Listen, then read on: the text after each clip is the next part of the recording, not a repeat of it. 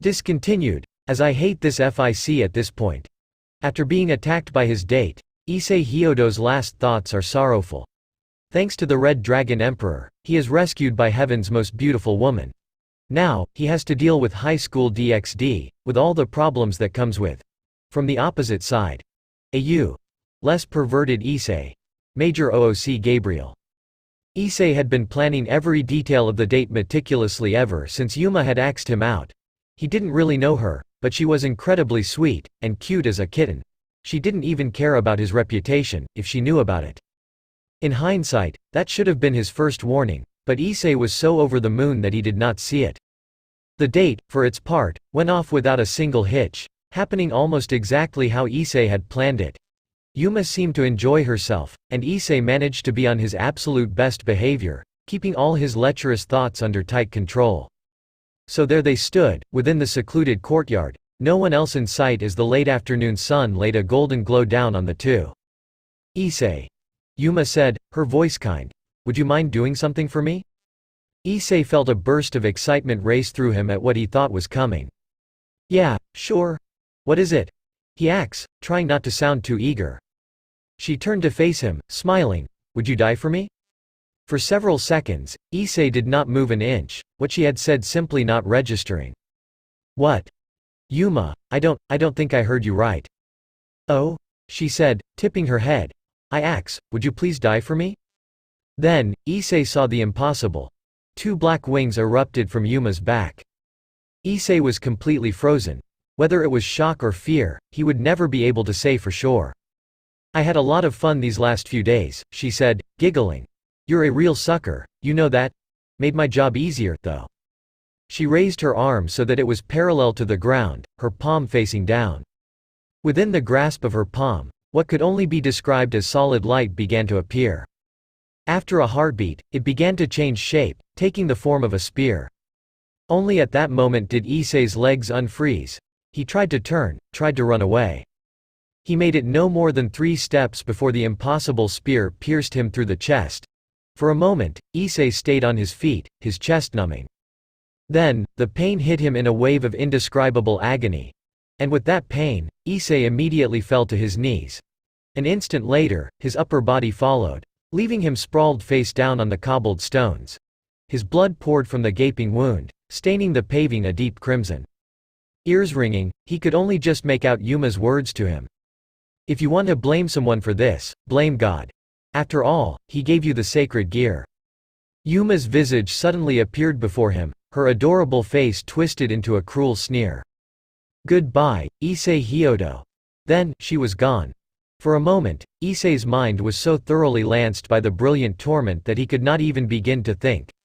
Only when his chest started to go numb did his mind begin to work correctly again. Issei was not a religious person by any means. His belief in any god was essentially nil, and he had never bothered attending a single service for any faith. Yet as he lay there, his mind began to give his own last apology. Just as with the pain, even years later, he could not explain why his mind had gone in that direction. If anyone's listening, I'm sorry. I don't ask for another chance. I've messed up too much in my life already. Not that I wouldn't take one, but just know that I'm sorry. I never gave my thanks for what I had. Just cared about being a lech. I'm so sorry. Even as the thoughts escaped his mind, Issei's vision began to fail him.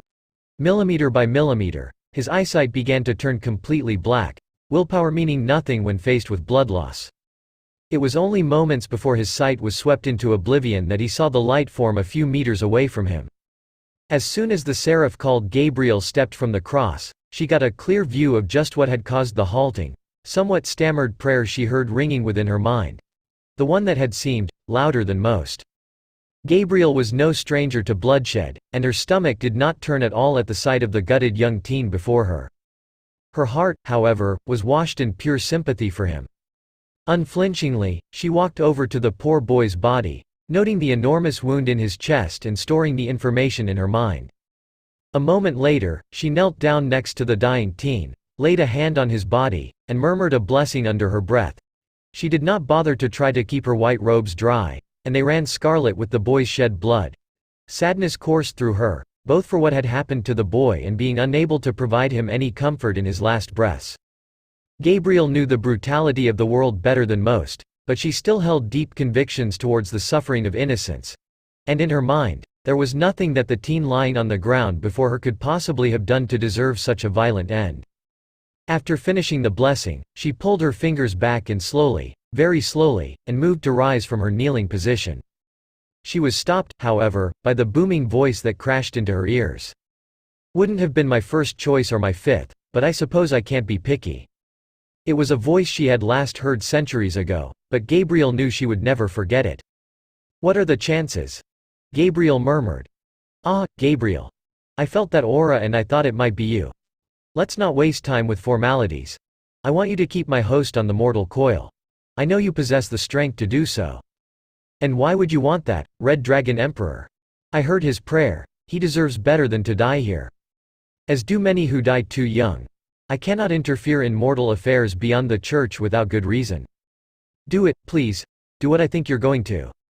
A snort came from the boy's body. "Fine. You want a good reason? I'll give you one. If you save this boy, then God help me, I will make him into your ally, no matter my own feelings. If you do not." Gabriel sighed, not surprised at the blatant threat but happy it had come nonetheless. "Well, Gabriel? We don't have more than a minute. Make your choice and make it wisely." Gabriel shook her head, pretending to be reluctant despite her happiness at being allowed to save the boy. "If you wish to play that card, I suppose I have no choice but to accede. However." Still kneeling, she withdrew a box from her robes, opened it, and grabbed the first item her fingers touched. To mortal eyes, it would appear an impractically large playing card. To her eyes, it was perhaps one of her greatest tools. "I will be doing that on my terms, Diedrich." Diedrich said nothing as she laid the card on the boy's body and watched as it was absorbed into his flesh. A few moments later, the teenager's enormous wound began to seal.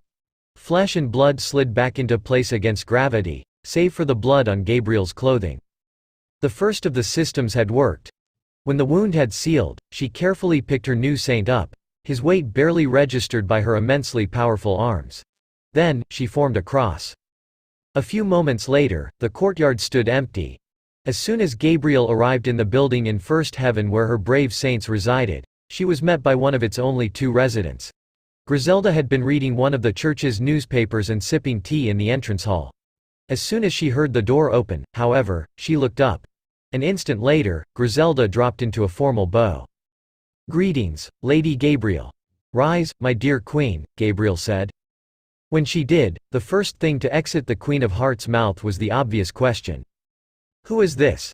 She gestured to the unconscious boy in her king's arms as she said this. "This young man is my newest saint, my Jack," Gabriel explained. She indicated for her queen to take the boy. "If you would, please bring him to one of the unused rooms and lay him down, and let me know if he awakens." Griselda nodded. "It will be done, Lady Gabriel." "So, you've taken a new saint," Michael said dryly. "I suppose you have an explanation as to why you broke the rules of reincarnation so blatantly?" Gabriel faced Heaven's leader and the other two great seraphim, her own brothers, within Zebul. After handing her Jack over to Griselda, Gabriel had gone straight to the home of the seraphs to change her robes and then lay out exactly what she had done. "Yes, as a matter of fact," Gabriel replied, her tone flat. "I do indeed. That boy is the host of the Welsh dragon, and by extension, the wielder of the boosted gear, though I doubt he is aware of it." "How would you know, then?" Uriel acts, his baritone voice echoing off the halls as he narrowed his eyes. "If even he himself knows nothing of the Red Dragon Emperor's presence, then how can you be certain of him possessing the boosted gear?" Gabriel shrugged. "Very simple. The Welsh dragon himself spoke to me through him. He demanded I save the boy, else I would earn the dragon's eternal enmity towards heaven." "That is half an explanation at best, Gabriel," Michael said, shaking his head. "It fails to answer why you chose to use one of your cards rather than simply bringing him here for treatment. The latter would have achieved the same result." "Perhaps, but I felt that this might be the better way," Gabriel said. "After all, if the Red Dragon Emperor was willing to put aside his enmity towards us simply to save his host, perhaps the boy fits at least one of the two requirements for sainthood." "So then," Uriel said, "your entire justification is based on a shaky extrapolation made based on the actions of a completely separate creature." He raised an eyebrow. I'm not trying to be pessimistic, Gabriel, but I think you may have taken the wrong course of action." Gabriel's teeth clenched. "Need I also tell you that whoever attacked this boy was almost certainly not human? If his injury was any indication, it was likely done with some sort of magic. If that person attacked him again, what defense would he have? If he doesn't have the ability to manifest the boosted gear or any knowledge of how to use it, he's nothing more than human, and evidently whoever this was wanted him dead. What would prevent them from trying again?" There was no answer from the other three, and Gabriel barely gave them time to give one. "And another thing, yes, I reincarnated him because of the Red Dragon Emperor and wouldn't have done so otherwise. That does not mean I will not care for him as I do my ace and queen. He has much to learn, but it can be done. He can be taught our father's teachings." "We shall see," Uriel said, his tone noncommittal. "Yes, you shall," Gabriel replied. Her head turned to face the leader of heaven. "Now, Michael, I have a request." Her brother tipped his head to one side. "I ask that you research a certain holy sword so that it might be employed for my Jack's benefit. You know the one that I speak of. It shouldn't be too difficult. After all, most of the work is already done for us, and we can be sure the last living wielder would be willing to help us." "I'll consider it," Michael said after taking a long, slow breath. Gabriel frowned, her irritation at her brother's ambiguous reply evident to all three of the other great seraphim. "Well then, if you'll excuse me, I have a few things I need to address in first heaven." She vanished into a cross. Chapter 2. As soon as Gabriel entered the room where her Jack lay unconscious, Griselda rose and dropped into a formal bow. "He has yet to awaken, my lady," Griselda offered, her tone composed and dignified. Gabriel gestured for her to stand. "Rise, Griselda, and return outside. I shall take up your vigil." As she stood, Griselda's tone shifted from her normal elegance to one of surprise. "So soon, my lady? It's no trouble for me to watch him." Gabriel shook her head. "There is no need. He is my brave saint and I shall wait with him until he regains consciousness. I only asked that you watch him in the event that he regained consciousness whilst I was in sixth heaven." Gabriel smiled. "Now, as I said before, leave him to me." Griselda nodded, not entirely understanding her king's reasoning but accepting it nonetheless, and departed, leaving Gabriel alone with her new Jack. Gabriel waited for about a minute before turning around and striding to the door and running her hand over it, performing a simple spell. A moment later, the door was sealed to sound and soul. After several seconds, Gabriel walked over to the bed upon which her unconscious new saint lay, and took a seat next to him. "I have a few questions for you." The only response she received to this was silence, and Gabriel sighed. "You know that I am addressing you, Red Dragon Emperor. Don't pretend you don't hear me." Several more seconds of silence ensued, before the familiar, booming voice answered. "Ask what you will, but I will not guarantee an answer." Another sigh escaped Gabriel before she spoke again. "Is the boy aware of your existence?" "No," she was about to ask another question, but the dragon within her saint spoke again before she could, his voice filled with disdain for the female seraph. "My turn now. What have you done to my host? You've done more than just heal him, that much I can tell." "Indeed," Gabriel replied. "This boy is now a brave saint, an angel in heaven's service." "How clever of you, Gabriel. I guess it's no surprise that you'd have a trick up your sleeve." "It was no trick," Gabriel argued, not surprised in the slightest at the rather mocking tone the dragon took with those words. "You demanded that I save him. You did not specify how you wanted me to do that." Diedrich offered no reply to that. "Now then, my turn. How long have you been awake within this boy?" "Since the instant he was attacked. Now, being that you answered him, you must have heard his prayer.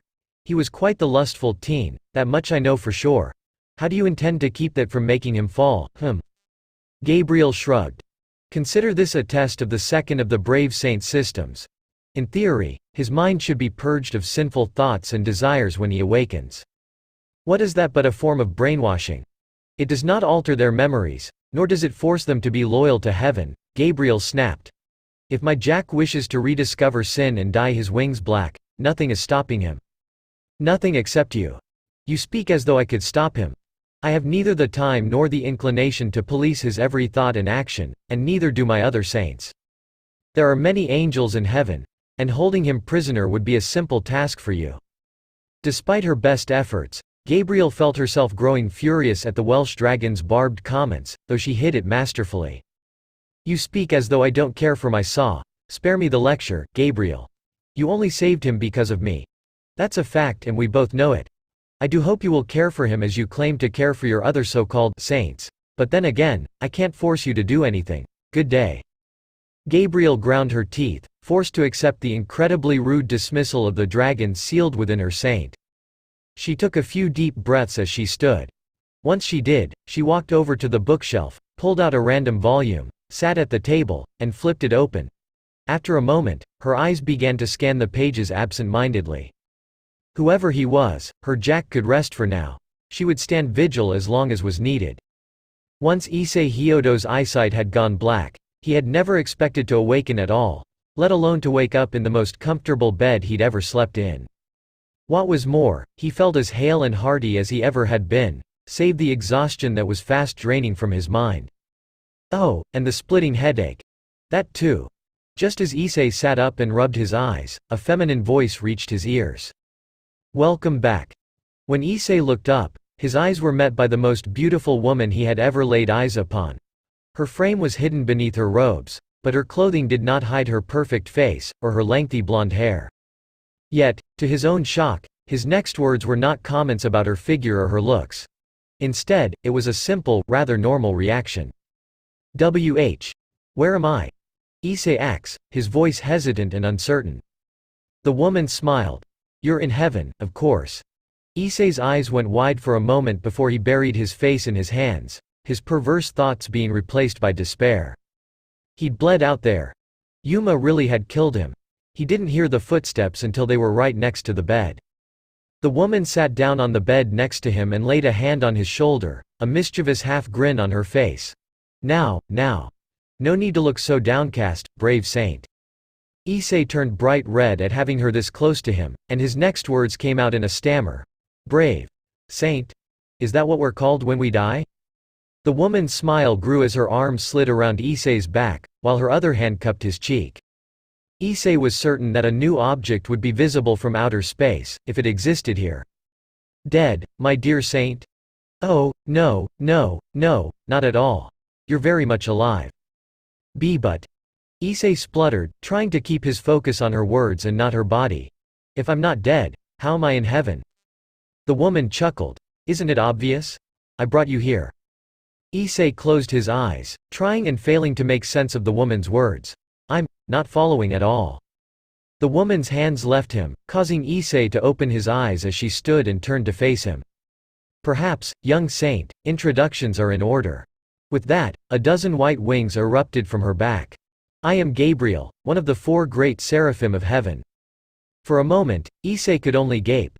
Then, he proceeded to make an incredibly awkward attempt at a bow whilst remaining on the bed. It's very nice to meet you," he stammered. Gabriel giggled. Issei could only assume it was his total lack of grace that amused her. "As you were, young man." Issei returned to being seated cross-legged on the silken sheets, and proceeded to reply with his own name. "I'm Issei Hyodo," he said, not really sure how to address the being before him. Luckily for him, she didn't seem to mind this. "Issei Hyodo, Gabriel replied, touching a finger to her lips. "A wonderful name. It's nice to meet you, as well." Gabriel's wings vanished from view. "Now then, Issei, I'm sure you're bursting with questions." Issei nodded mutely. "Well then," Gabriel said, shrugging, "ask away." Issei mumbled, settling on the most obvious question first. "How am I not dead?" Issei ran his fingers across his torso. "And where's the hole in my chest?" Gabriel's smile disappeared, and her voice strained almost imperceptibly. "Issei, when you were dying, do you remember praying?" Issei bit his lip. Not really. Everything after I got stabbed is kind of blurry." "Well, you did," Gabriel said, her eyes showing slight sadness. "You began with, 'If anyone's listening.' If I recall. To make a long story short, someone was me. While I normally would have sent a lower angel, I personally descended in an attempt to comfort you as you died. Ultimately, I was driven to intervene and save your life. The reincarnation process heals all wounds." "So," Issei said, tone unsure, "why did you come to me, specifically?" Gabriel's reply was quick, and her voice had returned to normal. "I heard your prayer, Issei, and your words were rather interesting to me. You weren't begging for us to save you. Rather, you made an apology for your sins and showed regret for your actions in life before your soul would have been judged. I admit that perhaps I was too easily swayed, but I gave your soul a blessing." She grinned. "If you must know, Issei, you can think of that as a stamp of approval. It would have let those who were to judge your soul know that I was vouching for your worthiness to enter heaven." Issei swallowed. You think I might have made it?" The grin widened slightly. "I think there's a good chance." She shrugged. "Irrelevant now, of course. As a brave saint you have the run of the place." Issei nodded. "You've called me that a couple of times. What's a brave saint, exactly?" "A brave saint is a human or other being who has been reincarnated as an angel in the service of the angel who reincarnated them," Gabriel explained. She held up a hand as he attempted to speak again. "Allow me to elaborate. Think of being a brave saint as being a card in a deck. As an example, I'm ranked as a king, and command all of the saints I resurrect. They, in turn, all belong to my suit, which is hearts. As you would expect, the other cards commanded by the king rank from queen to ace, along with every card in between. There are also joker cards, but you needn't concern yourself with those, as you are not one." The obvious question didn't spring to mind. Rather, Issei's thoughts had snagged on something Gabriel had said before explaining the system. Evidently the shock showed on his face, as Gabriel frowned, concerned. "Is something wrong, Issei?" Issei swallowed nervously. You said that you reincarnated me as a brave saint. And that brave saints are angels. Does that mean?" Gabriel nodded, her smile returning at the shock that crossed Issei's face. "And no way. There's no way. I can't be. This has to be a dream." Issei began muttering incoherently, more to himself than Gabriel. Gabriel shook her head, amused. "Let me assure you, Issei, this is no dream." She snapped her fingers. Issei yelped as a sudden pain stabbed through his back. It vanished just as quickly, leaving him to focus entirely on what had just sprung from his back. Issei stammered, utterly lost for words as he stared at the pair of feathered white wings that now extended from behind his shoulder blades. He began to hyperventilate, utterly overwhelmed, able to do little more than shakily reach out to touch his own wings, to confirm they were real. Feeling his fingers touch his wing in both appendages was the confirmation he needed. This is awesome," Issei finally exclaimed, his voice quite happy. Issei then remembered that one of the great seraphim stood before him, and he was promptly overcome with utter mortification. Gabriel, for her part, was giggling behind her hand, a smile on her face. "I'm glad you think so, my young saint." Gabriel?"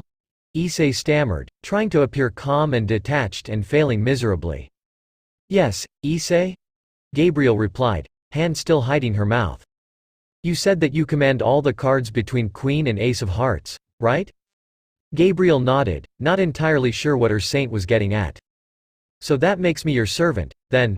Issei asked, desperately hoping the question wouldn't offend her. Gabriel shook her head. "Not exactly.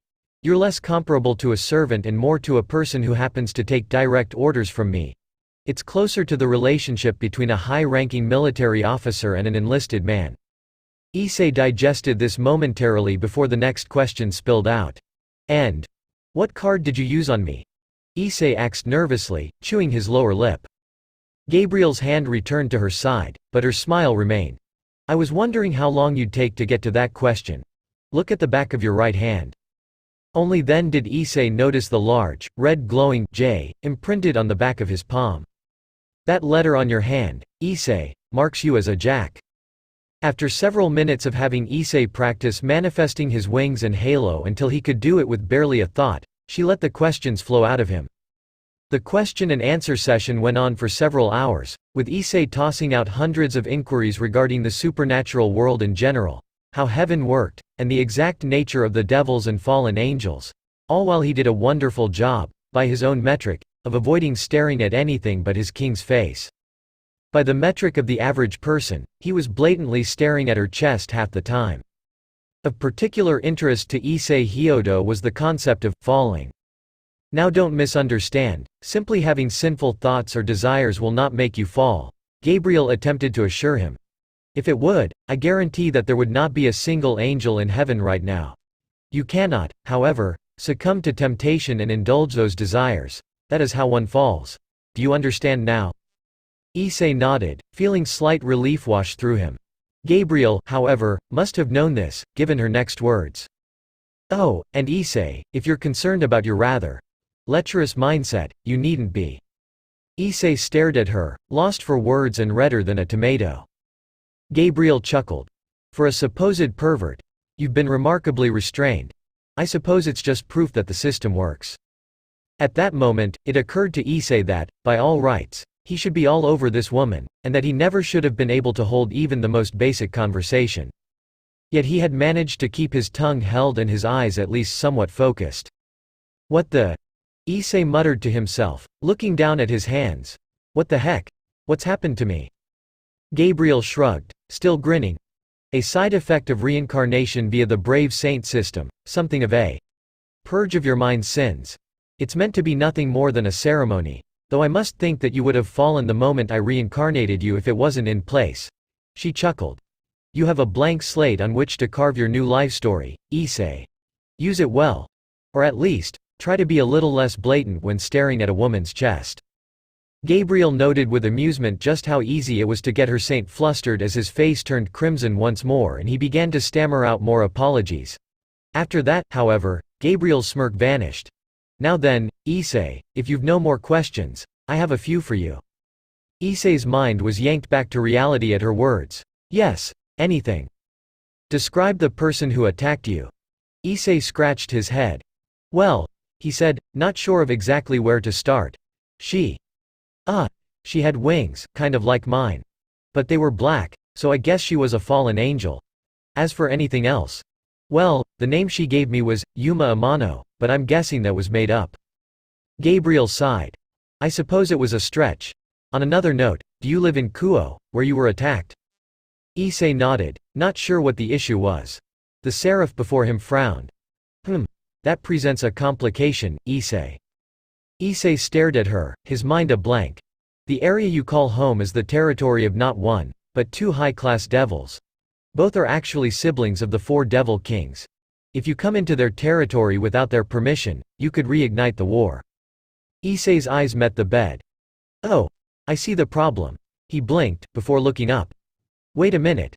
If that's their territory, then how come you could go there without causing a problem? Technically, Issei, I cannot. While most devils would not be so cruel as to deny the dying an angel's comfort, it may possibly create problems in the future. I do hope you'll be willing to stand behind my actions in that intrusion? Issei nodded mutely. Gabriel strode over to the bed and laid a comforting hand on Issei's shoulder. Don't misunderstand, Issei. I'm not saying that you'll never be able to return. Just that you cannot return right this moment. I'll be getting into contact with both the devil kings this concerns. They're fairly reasonable people and they should understand the situation. She smiled. Off that topic, I think it's time you and my queen met properly. After replacing Issei's torn shirt, the king undid the seal and departed the room, returning a couple of minutes later with another woman. Play nice, you two, Gabriel said, winking at Issei before vanishing once more, leaving Issei to look over the woman he'd been left alone with. She was slightly shorter than Gabriel, but bore an uncanny resemblance to her besides that, save her hair being straight instead of curly. Issei managed to avoid staring at her rather well-built figure thanks to her more concealing robes and much sterner face. I am Griselda Quarta, the woman said, her tone pleasant. I am Gabriel's queen, and you are? Heir. I'm Issei Hyodo. I'm her jack, I guess. Issei said, stumbling over his words. Oh yeah, real smooth, Issei. Great first impression. So, Issei, Griselda followed, completely ignoring Issei's rather awkward words. How old are you? Heir. 17. The Queen of Hearts nodded. A rather young age for a brave saint, but I suppose there are no actual age restrictions on the system. So, what role did you serve in the church? Issei tipped his head to one side, confused. Griselda frowned. Well, I was an exorcist. What did you do?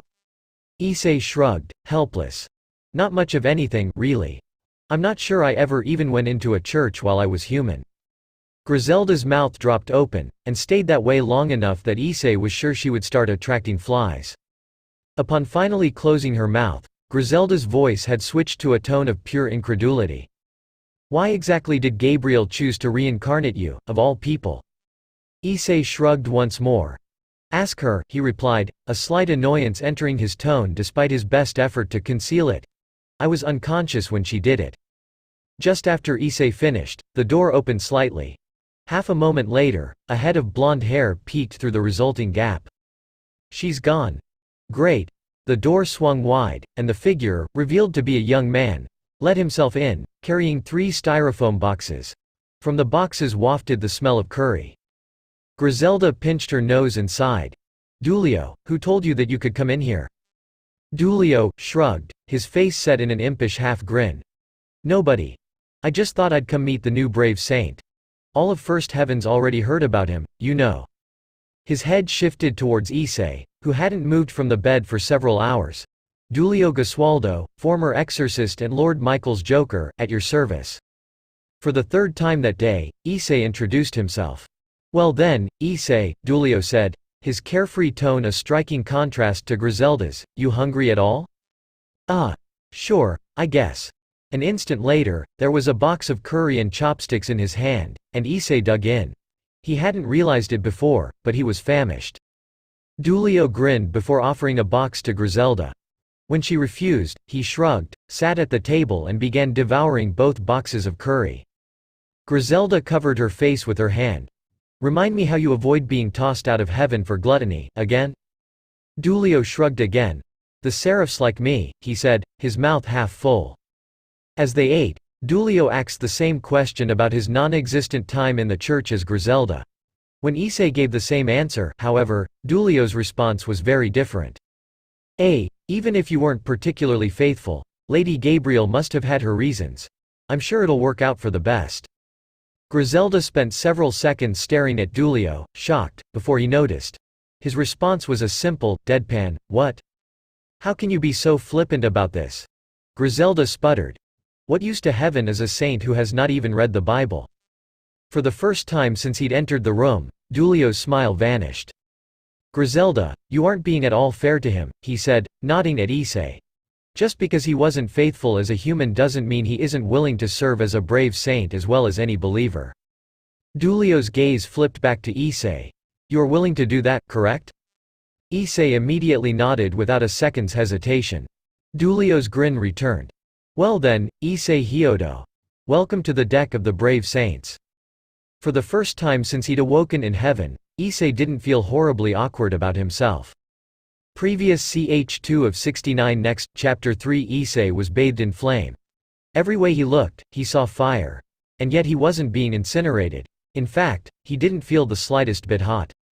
He gave several wild looks back and forth, expecting to be swallowed by the blaze any second. Then his circumstances grew even more bizarre, as Issei caught glimpses of something enormous moving within the flame. Issei closed his eyes and shook his head, the sight of whatever it was making his eyes water. When looked at one way, the thing appeared to be shrouded by the inferno. When looked at another way, it appeared to be part of the inferno. Either way, the sight wasn't doing anything to help him understand what he perceived. As the angels said countless times to humans, "Fear not." Issei jumped back slightly, simultaneously knowing and refusing to believe that the deep, booming voice that had just blasted his ears was the fiery being before him. What are you? Who are you? I suppose you would not know, given that we have not spoken before now. But rest assured, Issei Hyodo, you have heard of me." With that, the flame surrounding the being dissipated and revealed the massive, scaled beast beneath, Issei's mouth dropping wide open. "I am the heavenly dragon known as Diedrich. More formally, the Red Dragon Emperor." Out of pure instinct, Issei found himself taking several steps back across the flame-filled void as he gaped in utter awe of the beast before him. "Diedrich. One of the heavenly dragons. Appearing to me," Issei murmured, only half aware he was doing so. "Naturally, given that you are my host." If Issei had been shocked before, he was almost beyond comprehending the dragon's words now. Host. Host of the Red Dragon Emperor. He was faintly aware of the Red Dragon Emperor giving a deep, reverberating laugh. "Indeed, Issei Hyodo. You should be thankful for that. I am the only reason you still draw breath on this side of heaven." That snapped Issei out of his daze. "Wait, what? What do you mean?" Diedrich snorted. "I'll let you in on a secret, Issei Hyodo. Gabriel would probably have let you die on the pavement had I not spoken up. She reincarnated you because of me." Issei didn't reply, caught between refusing to believe it and realizing that Diedrich's words explained a lot. Evidently, however, his face communicated everything Diedrich needed to know. "What, you don't believe me? Despite what you may have heard, angels are fully capable of working on the basis of simple pragmatism." Issei's fists clenched. "Then what does that mean for me?" Diedrich snorted again, the dragon's crimson-scaled face staring straight through him. "It's cliché, Issei, but this changes only what you let it change. You're still Gabriel's Jack, and you're still an angel, whatever I might think of your king." Issei opened his mouth to reply, but Diedrich cut him off. "I'd rather continue this conversation in the real world, Issei." Issei snapped awake, his clothes drenched with sweat. "What the hell? Weird," he muttered, his mind still vividly recalling the bizarre dream. What kind of dream was? The kind that wasn't just a dream. Issei's torso snapped upward. What the hell was? This time, however, Issei stopped himself short. He was too busy staring at his left arm. Or rather, the area where he thought his left arm should be. The familiar skin had been replaced by a gauntlet, bright red with spots of green and gold. "This, Issei, is the reason you possess an angel's wings." Issei was speechless, totally lost for words in what was becoming a frustratingly common occurrence. Luckily, the voice filled in for him. The gauntlet is the manifestation of the Longinus known as boosted gear. When activated, the user's power is doubled every 10 seconds. No way. I'm the host of. I can't be. Why am I getting déjà vu right now? Sorry. Stuff like this just keeps happening to me. The baritone voice sighed. Back on topic, please. Trying and only partly succeeding in swallowing his total astonishment at the manifestation of the Longinus, Issei tried and failed to keep his next words steady. "Why? Why did you never try to talk with me before? It's been a week. I felt I should give you some time alone to adjust to the idea that you are now an angel. I did not want to shock you even more than you already were." Issei's teeth clenched, his shock fading into extreme irritation. "Yeah, because making me have nightmares isn't going to freak me out at all. Being snippy with me will get you nowhere." Issei sighed, before he asked the next obvious question. "How does the boosted gear work, exactly?" The voice gave an amused chuckle. "Like this. Boost."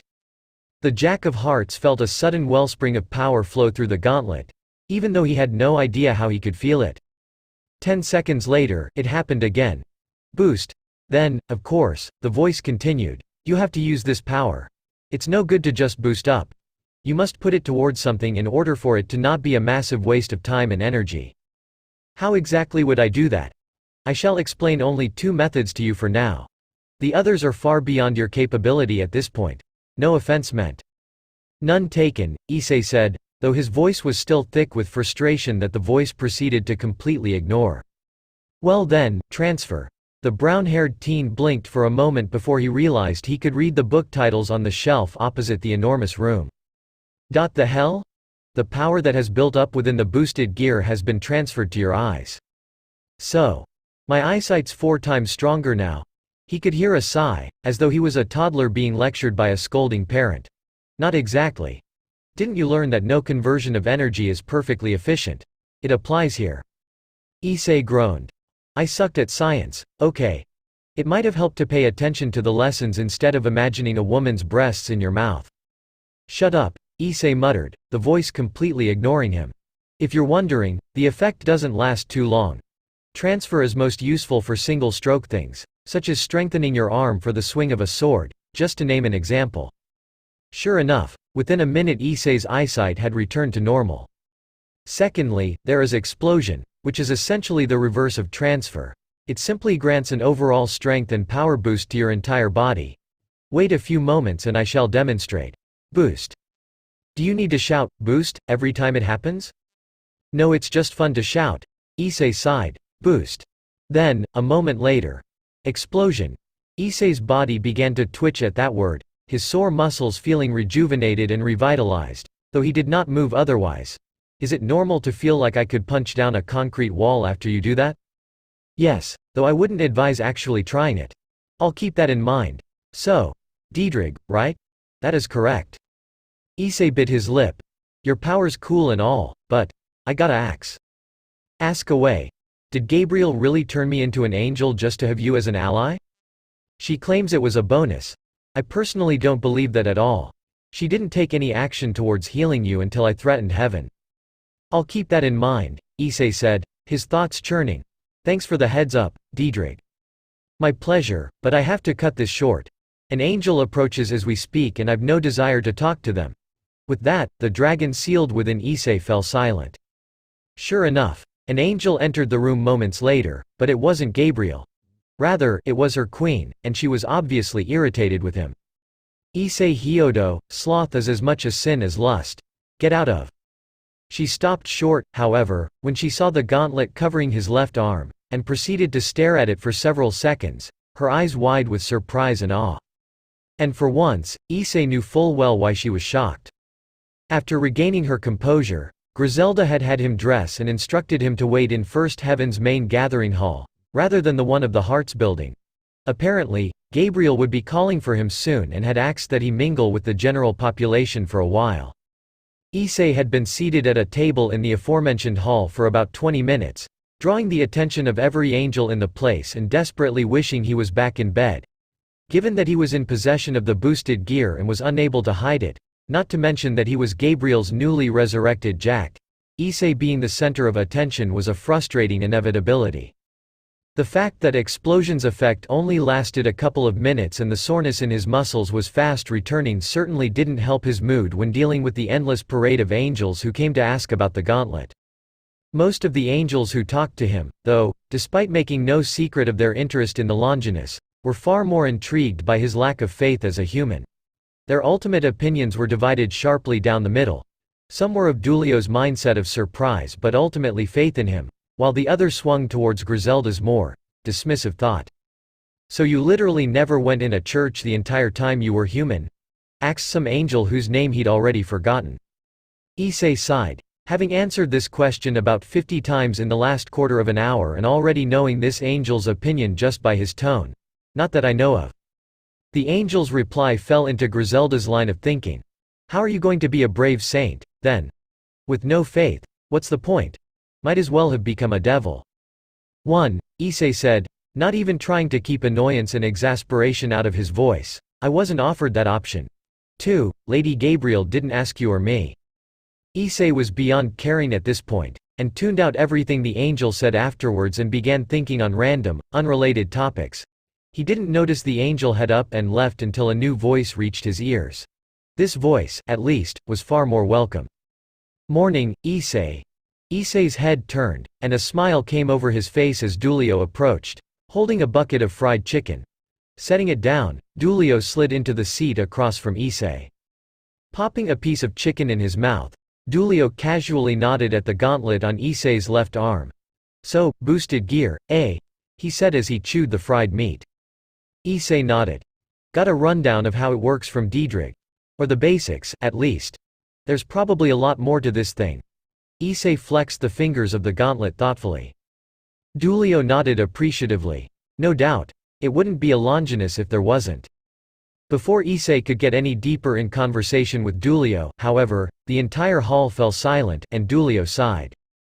Moments later, every angel in the hall dropped into a bow when Lady Gabriel entered. Please, carry on, her voice rang out clearly, causing every angel to resume what they'd been doing previously. Dulio gestured towards Gabriel as she approached them. Think she's here for you, Issei. Issei nodded. Yeah, Griselda mentioned she was coming before. That's why I was out here. Hey, at least I can avoid answering the same questions another 50 times. Dulio grinned. Think positive, right? Issei returned the grin before looking towards Gabriel. I see you've manifested the boosted gear, Issei, Gabriel said. That's quite the accomplishment. Congratulations. Issei felt a blush creep onto his features. Thank you.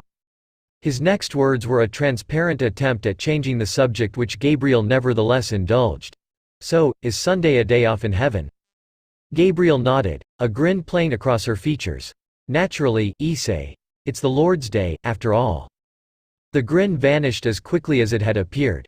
Now then, Issei, since you obviously have no other obligations today, I'd like you to see the mission of heaven for yourself. Issei's head tipped to one side. What does that involve? The seraph suddenly grabbed his hand. This, she said curtly, before pulling him bodily against her in a soft hug. Issei's mind told himself that he should not like the feeling of his king's body against his. His body, meanwhile, adored it. An instant later, the two had vanished into a cross of light, leaving Dulio alone at the table as he munched on fried chicken. When the seraph and her jack emerged from the circle, they stood upon a balcony. Above them was a beautiful blue sky, free of clouds. But it was what lay beneath the sky that drew Issei's attention and enraptured his gaze, his breath fleeing his lungs. Beneath them lay an ethereally beautiful, impossibly vast city of equally impossible construction, both in material and architecture. Columns blended into gardens, flowers surrounded fountains, and buildings coexisted in perfect union with trees. It was simultaneously bizarre and utterly logical in every sense of each term. The balcony upon which the angels stood was itself yet another building in the city. And among the plants and stone, they were there. The people. Groups of every age, race, sex and view coexisted in perfect harmony. Talking, laughing, playing, and enjoying their eternity. Issei was so captivated by the sight that he didn't even notice Gabriel laying her hand on his shoulder. Issei, she whispered in Issei's ear. What do you believe this is? She gestured to the city below.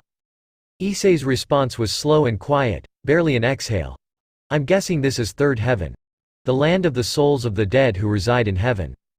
Correct. His king whispered back. View it, understand it as best the living mind can, and come to an understanding within your own soul. About what? Issei replied after a long hesitation. About the mission of heaven, she breathed into his ear, her voice kind and encouraging. Something clicked in Issei's mind, and it seemed so obvious in hindsight that Issei couldn't believe he hadn't made the connection immediately. Third heaven is our mission, isn't it? We have to protect it. Protect the souls of the dead. He felt Gabriel's hand squeeze his shoulder. Precisely. Before the angels are loyal to the church, to the seraphs or to each other, they are loyal to the protection of third heaven and the souls who reside within.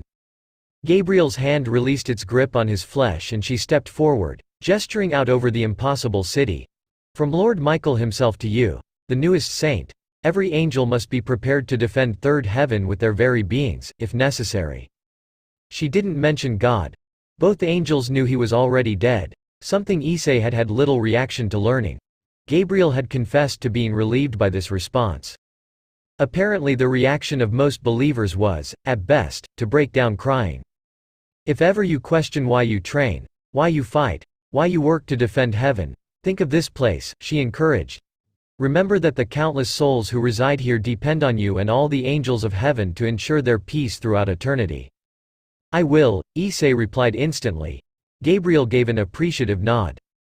After this, the two continued to stand on the balcony, Gabriel insisting that he take in the sight, and engrave it into his memory. Issei, however, had already done that. Rather, he stared blankly out into the city, considering what Diedrich had told him earlier.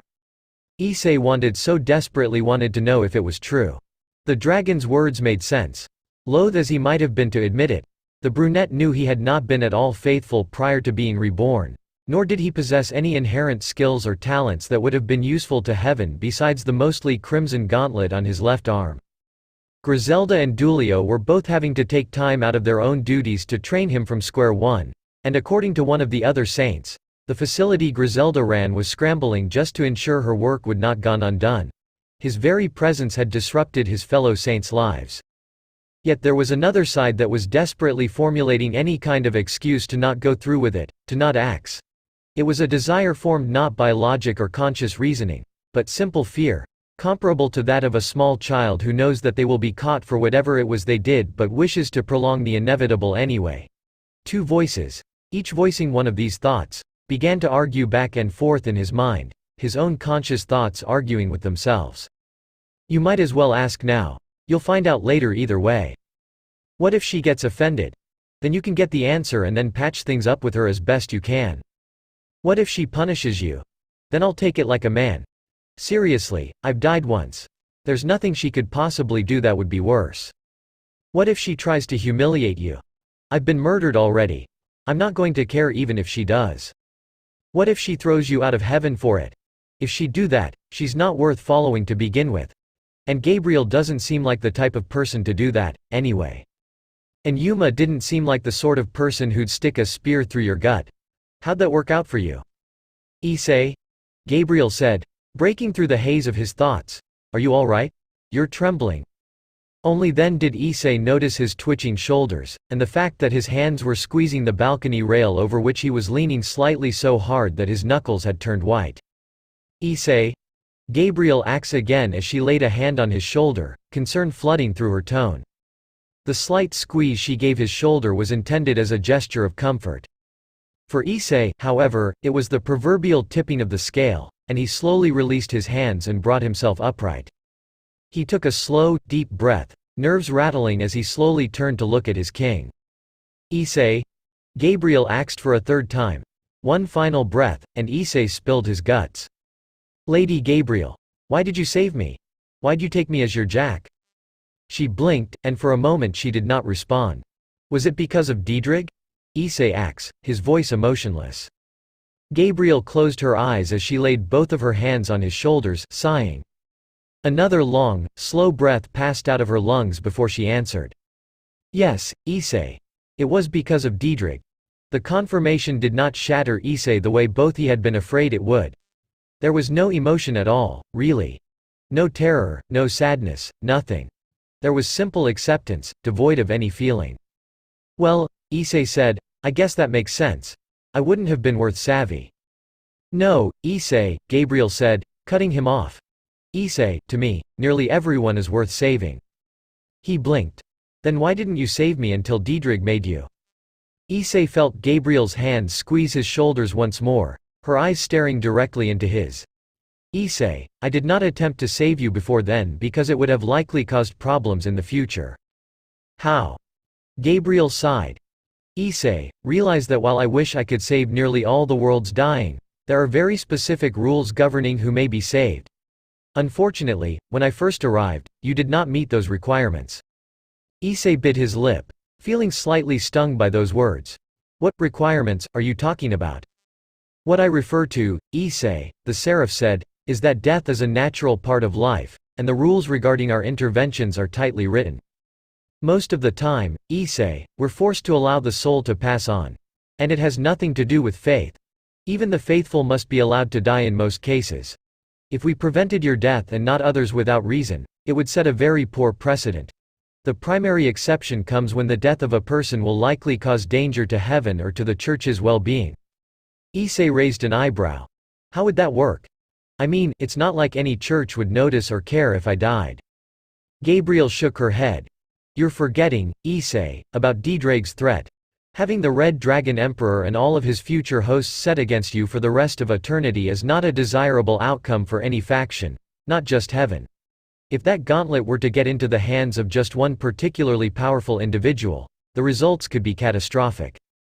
Issei swallowed once more. So, if Diedrich hadn't said anything, you'd have wanted to save me, but you'd have let me die anyway? Gabriel shut her eyes, delaying her answer for a few moments. Then, yes, Issei Hyodo. I would have let you die there if Diedrich had remained quiet. And in saving you, I took your humanity and set you underneath heavy expectation. I apologize for both of these things, and if you wish to hate me, if you wish to fall and escape my service, I will accept that. For a moment, there was silence between the two. Issei half turned, eyes cast over third heaven. Nah, wasn't going to do that, he said, his tone casual. I'll stick around. Just wanted to know for sure. Guess why you did it doesn't really matter. You still saved my life. Thank you for that, by the way. For saving me. I don't think I said that last week. Gabriel let out a light sigh. Then, to Issei's surprise and slight chagrin, pulled him into another hug. Lady Gabriel. Issei said, his face turning bright red as his wings likely began flickering. Gabriel just hugged him tighter, a smile on her face. You're welcome, Issei. As soon as they had concluded their business in third heaven, King and Jack both returned to first heaven to drop the ladder off. Both agreed not to speak of what they had said on the balcony. "Something I'd like you to do after training concludes each day, Issei," Gabriel said before departing, "is to speak with Diedrich. I assume you're capable of that, given that you've manifested the boosted gear?" Issei nodded. "Get to know Diedrich as well as you can, and see if you can get him to instruct you in the basics of using the boosted gear. I admit, neither I nor anyone else in heaven can truly help you with learning to use it. The only one who can is sealed within your arm." "I will," Issei replied, failing to mention that he'd already gotten that explanation for fear of being assigned something else. Gabriel gave an appreciative nod.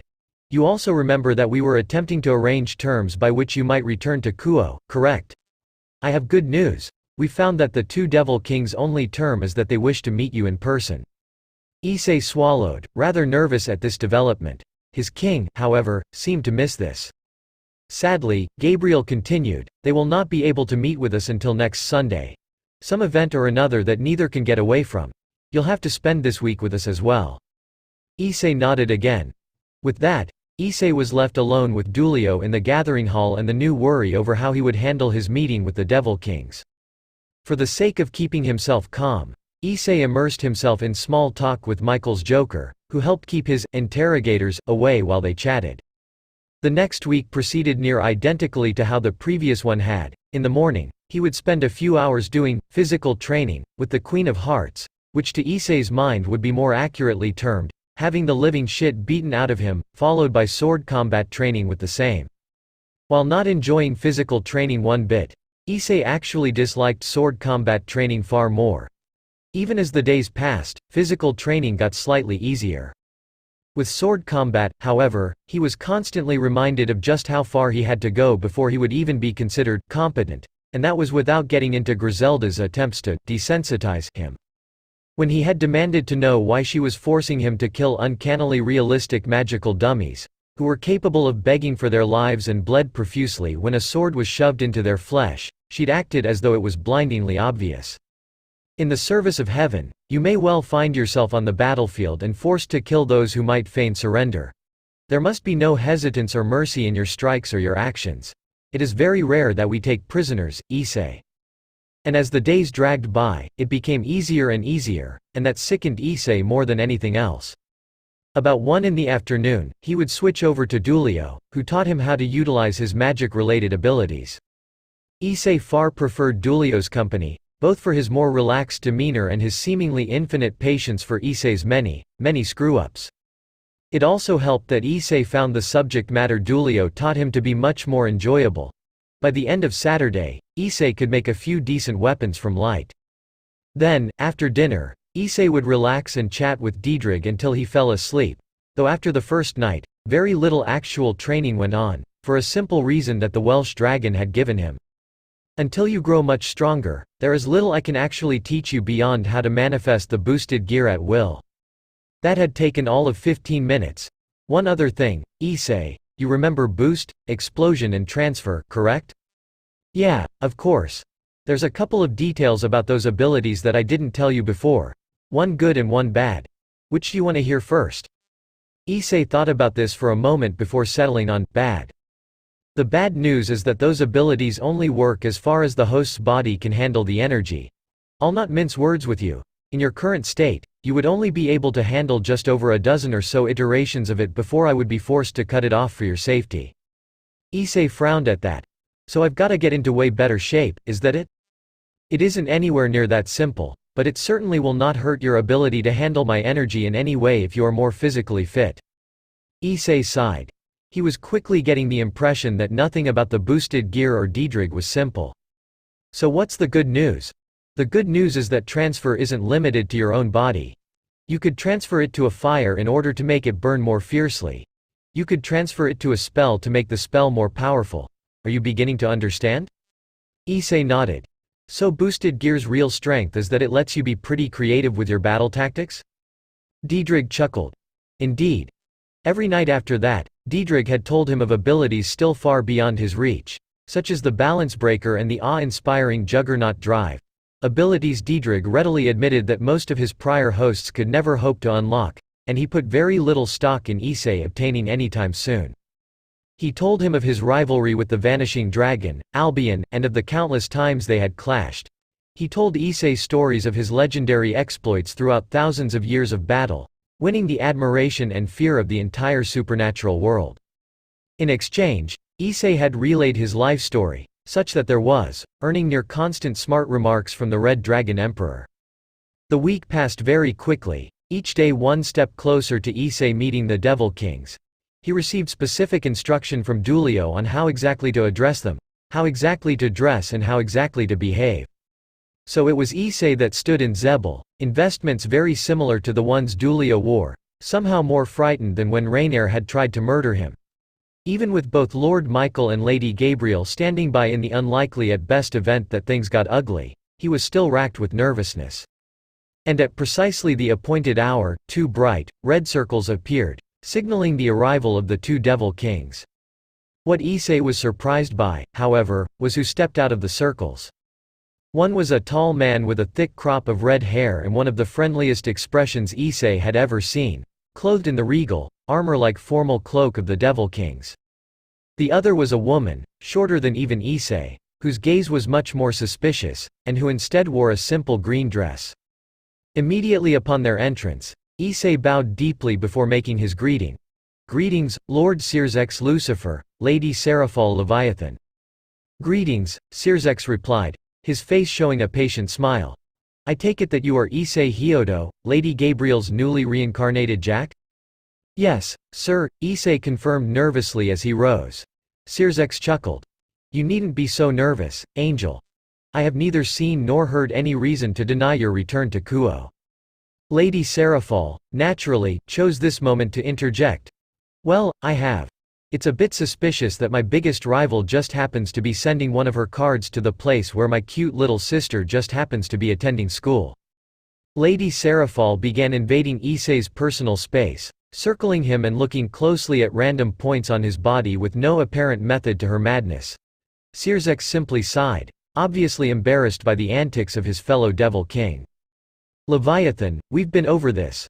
The boy is fully aware of what violating the truce pact will mean for both sides. All he wants to do is get back home to his parents. Not to mention," Gabriel spoke up, "we aren't rivals in any way, shape or form beyond being leaders of opposite factions, Lady Leviathan." "I refuse. He's not going back there. That isn't your judgment to make anymore, Leviathan," Sirzex stated flatly, his voice allowing just a hint of authority to creep into it. The four Devil Kings took a vote. "You were outvoted. Your arguments failed to convince any of us to deadlock the decision. He is to be allowed to return." Lady Leviathan gave an angry snort, but relented, albeit very obviously without wanting to. "Fine." A heartbeat later, she repositioned herself directly in front of Issei and began waggling a finger in his face. "But if you do anything to my little sister, I will wipe you off the face of earth, heaven and hell." Issei, to his tremendous credit, kept his face neutral. "I shall keep that in mind, Lady Leviathan." Without even bothering to say goodbye, the sole female Devil King warped out. Sirzex sighed once more. "I apologize for my comrade's behavior. She has something of an obsessive love for her little sister." Issei said nothing. "Though, Issei Hyodo, before you return to Kuo, I have a request." Issei blinked. "Yes, sir. What is it?" "Please," Sirzex said, his face entirely serious. "Try not to stir the pot too much, for both your own sake as well as the sake of our sisters and their peerages. Just go about your business as you would normally while fulfilling your obligations to Heaven and Lady Gabriel. Stay out of the way of the devils in Kuo and they'll more than likely stay out of yours." Issei gave a simple assurance that he would do so, and Sirzex smiled before bidding them farewell. But before he left, Sirzex suddenly turned halfway. "Oh, and Issei?" "Yes, sir," Issei replied, his voice stiff. "Expect to get teased about that prayer in the future." His smile looked quite a bit more mischievous as he vanished. When Issei turned around, turning red in what was becoming an annoyingly common occurrence, both Michael and Gabriel were both wearing similar expressions to the Devil King. Issei blinked before the connection was made in his brain. "They heard that prayer I made too, didn't they?" Michael nodded, a rare chuckle escaping his throat, before he spoke. "Child, the seraphs of heaven heard it. The Devil Kings heard it. The Governor-General of the fallen angels heard it. from what he tells me. I would be very surprised if the Norse gods and the Valkyries of Valhalla didn't hear it." Issei buried his face in his hands, suddenly filled with the desire to shrivel up and die. "Issei, do you remember the schedule we discussed?" Gabriel asks, her tone suddenly very businesslike. Issei nodded. "You wanted me here in heaven for at least 2 hours each day and all day on Saturday?" Gabriel nodded. "Although, I'm granting you this week off." Issei's eyebrows raised. "What for?" That same mischievous smile returned. "You'll probably need every hour you can squeeze out of the day to get caught up in school." Issei's eye twitched. "Is it too late to just stay in heaven?" he asks, only partly joking. Gabriel nodded, the Cheshire Cat grin widening. That night, Issei returned to Kuo with Dulio, who helped gave his mother and father the distinct impression that the latter was a kind young priest who had taken him in for the 2 weeks he'd been gone. After that, Dulio had departed back to heaven. Issei felt horrible lying to his parents, but as fate would prove to often have it in his life, the truth simply wasn't an option. First, previous ch 3 of 69. Next, chapter 4. When Issei Hyodo didn't show up to school the day after his date, most of the class thought little of it. Many were glad to have one day away from the rampaging pervert. The trio of peepers was reduced to a duo for a day. The girls of the Academy A were able to breathe a little easier, if only temporarily. Matsuda and Motohama, his fellow partners in peeping, shrugged it off, believing their friend's absence to be due to illness or some other mundane explanation. When Issei Hyodo didn't show up to school 2 days in a row, the girls of Kuo Academy could hardly believe their luck. A few were literally thanking God in the hallways, to the chagrin of a few students in particular. Matsuda and Motohama, meanwhile, had begun to experience the first pangs of genuine worry as they realized he wasn't returning their calls. When Issei Hyodo didn't show up to school 3 days in a row, there was no longer an atmosphere of thankfulness from the girls, and Matsuda and Motohama were terrified for their friend's safety. After all, they had all walked by the missing posters that had been put up overnight. Nearly every student had recognized the face of the person on them. One of the girls of the Kendo club weakly tried midway through the day to lighten the mood among her friends. "Well, at least Hyodo's not around to spy on us, right?" All she received in reply were several looks that could have melted steel. The girls of the Kendo club may have hated Issei's guts for his lecherous antics, but that didn't mean they wished genuine, lasting harm upon him. Matsuda and Motohama, on the other hand, suddenly cut off their perverted hijinks, too worried about their friend's life to care about peeping. They called Issei's phone number hundreds of times, not ever receiving anything but a voicemail. Calling his house achieved the same result. Going there themselves proved equally fruitless, as no one would answer the door, not even his parents. Whether student or teacher, barely anyone in Kuo Academy had a flicker of a clue as to what had happened to Issei Hyodo. There was, however, one group of students that proved an exception. Rias Gremory had checked with Issei's teachers the very first day he was absent, and when she found out he had not been in class, her heart had sunk so far she was half surprised her chest hadn't deformed. That afternoon, at the Occult Research Club building, all 3 members of her peerage had quickly realized that something was wrong with their dear king. Akino Himejima was the first to speak up. "President? What's wrong?" The red-haired devil shook her head and offered a paper-thin smile that didn't fool her queen for an instant. "I'm fine, Akino." Her queen frowned. "President, please. We know what your fake smiles look like." Rias offered an even weaker smile. "I'm fine, Akino, really." Sighing, Akino sat down next to her king and placed a hand on her shoulder, while staring Rias in the face, her purple eyes just a few inches away. "President, it's our job to help you. Please, just tell us the truth. We know you, President. We know something's wrong. What is it?" Rias Gremory's poor facade cracked at those words, and she buried her face in her hand. "President?" Kaneko Taju, her rook, asked hesitantly. "Does this have to do with?" Rias nodded behind her hand. Pulling her hand away, the king appeared as though she just had a pallet of bricks broken over her skull. Issei Hyodo was absent from all his classes today. Her rook shrugged. "So what? He's probably just sick or something. He'll be back soon enough." The red-haired devil's head gave a sad shake, eyes tightly shut. "Somehow, Kaneko. I doubt it." The Nekomata tipped her head to one side. "Why?" Rias took a deep sigh, stood, and strode over to the window, staring out into the late afternoon sunlight. Kaneko, you know he went on a date with a fallen angel. Then the very next day, he's absent. You expect me to think that's a coincidence? President, her knight suddenly interjected. Fallen angels spy on humans and then go on their way all the time. No harm done. Why would this be any different? Rias turned her head towards the blonde devil, then slowly shook her head. I can't explain it, she confessed. What you say makes perfect sense, Kiba, but I just can't believe it. Her eyes returned to the scenery out the window and she sighed once more. I don't know why. But I just know something's happened. I don't know what exactly, but something very bad has happened to Issei Hyodo. Both Rias Gremory and her evil pieces would ultimately turn out to be wrong. By the time 2 weeks had passed, the evil pieces in the service of Rias Gremory had been forced to accept her viewpoint. Issei had yet to reappear, and all signs pointed to him likely being dead. Rias took no pleasure in being proven right. She would have much preferred the opposite. She would have much preferred that it turn out Issei really had been ill or some equally simple explanation. Other than the disappearance of Issei Hyodo, which had been continuously gnawing at her, nothing else about her life had changed. She still had a peerage to run, clients to work with, classes to attend, and the omnipresent problem of the much despised thing known as homework. It was just before the first class of the day, as she spoke with the student council president, that she saw her knight come running towards her. Kiba, she called as he approached. What's going on? Her knight didn't even bother to stop moving before he started speaking excitedly. It's him, he's back. Who? Sona asked the knight of the Gremory house. Rias, as one might expect, already knew the answer to that. Her eyes went wide with shock. Issei Hyodo. Hard to believe it's only been 2 weeks since I left. Feels like forever. Issei cracked a half grin, his mind trying to ignore the soreness in his muscles. It was quite nice to be back in school, not being physically trained by the Queen of Hearts. All around Issei, people were pointing fingers, whispering, staring. It didn't take a genius to figure out what the conversation was about. Holy shit, Issei Hyodo's back, the Jack of Hearts chuckled.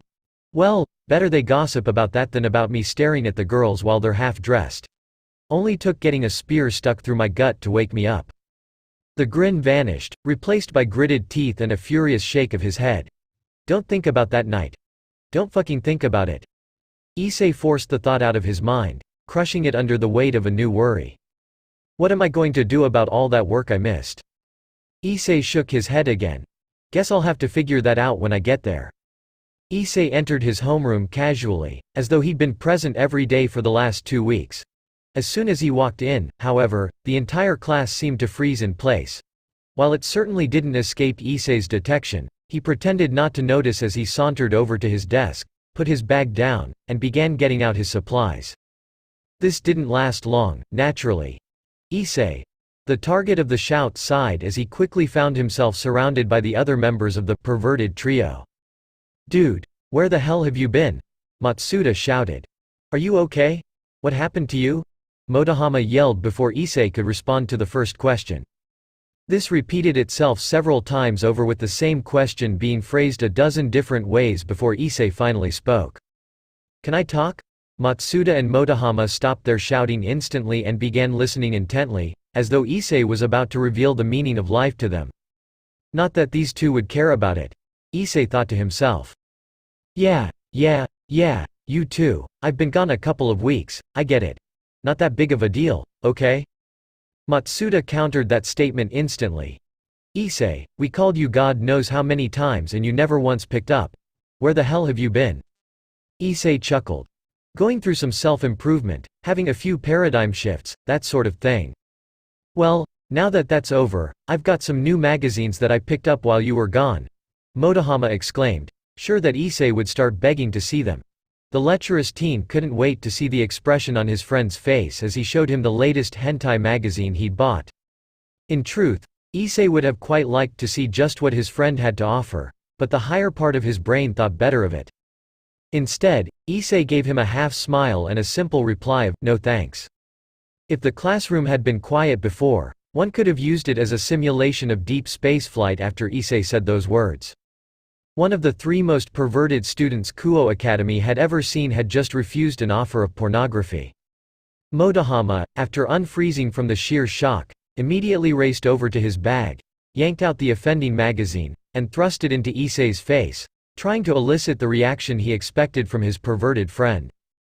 For his part, Issei's mind was flooded with curse words. One part of him wanted to look at the magazine. It wanted to yank it out of his friend's hands and take in every single image on the pages. But after some hesitation, Issei took a deep breath. Then, looking at his old friend instead of the magazine, pressed one finger against the porn and pushed it away. "Not interested, thanks." Matsuda and Motohama were promptly yanked away by about half a dozen girls as they swarmed around his desk, all shouting questions. "Who are you and what have you done with Issei Hyodo? Where were you the last 2 weeks? When did you stop liking porn? When did you start wearing a cross around your neck?" Issei buried his face in his palm, growing exasperated with the barrage of demanding words. "One at a time, please." Silence reigned the classroom once more. "All right," Issei sighed, pointing to one of the previously shouting schoolgirls at random. "You're up first." "Okay," she said, seemingly suffering from stage fright when put on the spot. Where were you really these last 2 weeks? Where were you staying?" Issei chuckled. "Well, I suppose there's no harm in saying. I bolted off from my parents' house after we got into a fight. And like an idiot I wound up taking a bus out of town. A pastor found me near one of the old Catholic churches and took me in. He opened my eyes a bit, you might say. Learned the teachings of Jesus from that pastor. God bless him." There was a collective gasp from the assembled girls around his desk. Issei pointed to another girl. "Your turn. Are you actually Issei Hyodo? You sure as hell don't act like him," she spouted, looking sure he was going to suddenly slide a peek underneath her skirt at any moment. Issei rolled his eyes. "Oh no, my cover's been blown," he drawled in a tone dripping sarcasm. "You're right, I'm not him, I'm an alien wearing his flayed skin as a disguise. Yes, I'm Issei Hyodo." "So you're not going to peep at us anymore?" came a hopeful question. "Never again. You have my word." One could practically hear loud thwacks from jaws hitting the floor. Before any of the girls could get another question out, however, another female voice rang into the room. "Issei Hyodo?" Turning his head, Issei could see one Sona Citri, student council president, standing in the doorway. "Yes, can I help you?" Sona nodded. "If you would, follow me please." She promptly turned and left, and after stuffing the cross into his shirt, Issei followed her, ignoring the entire class staring at him. "Let me just get right to the point. Issei Hyodo," Sona said in her usual stoic tone, her face betraying nothing. "Where have you been for 2 weeks? And don't feed me the lie you gave the girls in there." Issei stood before the student council president's desk, in the student council office. Around her stood several other members of the student council, while off to his right stood Rias Gremory and the other members of the Occult Research Club. Issei was very careful to keep a laser view on Sona as he shrugged. "Why do you care where I've been?" Sona stared him down before continuing, her voice never once changing from its cold tone. "I care because you have 2 weeks of unexcused classes to explain. If you do not, it will go straight to the school board. And you do not want that, believe me." Issei chuckled. Sona's eyes narrowed. "Care to explain what you find so funny, Issei? Now, don't be shy, I could use a good laugh." "Sona," Issei said, unable to keep the grin from his face, "if you want someone to be truthful, it's polite to return the favor, you know." "What are you implying, Issei?" Issei's smirk didn't waver for an instant. "I'm saying that you're, how did you put it? Feeding me a lie, was it?" Sona huffed. "I have no idea what you mean. You have severe truancy to explain, Issei." Issei sighed for the second time in 5 minutes, the smirk leaving his face. "Sona, cut the crap. We both know this has nothing to do with my absences being unexcused or whatever." Sona shook her head. "On the contrary, Issei Hyodo, that is all this is about." Issei pinched his nose, eyes shut. "All right, Sona, since you won't come out with it, I will. I know that every last one of you is a devil." Now Sona's visage cracked. Her head instantly jumped to meet Rias, and their expressions were both a mixture of shock and fear. Every member of each of their peerages wore similar countenances. Looking back at him, Sona's hand squeezed the desk until her knuckles turned white, and her next words were a low hiss. "How do you know?" Issei raised a hand in a gesture of appeasement. "Relax, all of you. I'm not gonna say a thing. I've gotta help keep that stuff secret, too. Issei folded his arms, his casual relaxation the complete opposite of every other person in the room. If you want to know where I've been, though, well, I've gotta get something out of that deal. Sona seemed to tense up even further at that, but she kept her voice under control with her reply. What is it you want, then? Issei gave an appreciative nod. I need you to excuse the last 2 weeks of absences and get me the assignments I missed. Pretty sure you can do that. Sona looked over at Rias, who gave an annoyed and simultaneously dismissive wave of her hand. Done, she said, her voice laced with suspicion. Now explain yourself. Issei shook his head, his lips never once changing from the smirk they'd been locked in for quite a while. Not right now. Send one of your servants to fetch me to the Occult Research Club building after school. We can talk there. Sona started to protest, but the wailing of the school bell cut her off, and Issei winked at her. Now if you'll excuse me, I have a class to get to. He could feel every devil in the room glaring a multitude of tiny holes in him, but they let him leave. Fortunately for Issei, Rias had fulfilled her end of the bargain and gotten him his makeup work. Unfortunately for Issei, Rias had fulfilled her end of the bargain and gotten him his makeup work. To say there was a lot of it would be roughly comparable to calling an atomic blast noisy. Issei sighed. Looks like I won't be sleeping tonight. Or the rest of the week, for that matter. The final bell of the day had just rung, and Issei didn't have to wait long for his escort. Issei Hyodo? Called the unmistakable voice of Yuto Kiba. Without a word, Issei gathered up his mound of papers and followed the blonde devil out. When they arrived in the meeting room of the secluded Occult Research Club building, Rias and Sona were already there, their entire peerages present and accounted for. Rias, behind the wooden desk, was staring him through his face. Well, Issei. No need for formalities. Where have you been? Issei snorted. Rude. Her stare didn't change. If you'd like to be coy, I can easily rescind our deal. Issei shook his head, half a grin on his face. All right, I'll talk. After a quick stretch, Issei sighed and came out with it. I was in heaven for the last 2 weeks. For several seconds the room was silent as a crypt. And then Rias spoke, her voice beyond icy. When we made our deal, Issei Hyodo, the understanding was that you would be telling us the truth. Perhaps I didn't make that clear enough for you? As soon as the words left her lips, any humor was drained from Issei's face and demeanor as his arms slid to his sides. Oh, my word isn't good enough for you. Issei acts, his voice thoroughly annoyed. How about this, then? With that, Issei revealed his wings and halo. As soon as the white, feathered wings erupted from his back, there was a loud, collective gasp from the 2 kings and their peerages. For just a moment, he stared Rias Gremory in the face, before swinging his head from side to side, amused at the stupefied expressions on the faces of the devils. None of them, evidently, had been in the room with an honest-to-God angel before. After he returned his eyes to Rias, he spoke, his words measured and deliberate.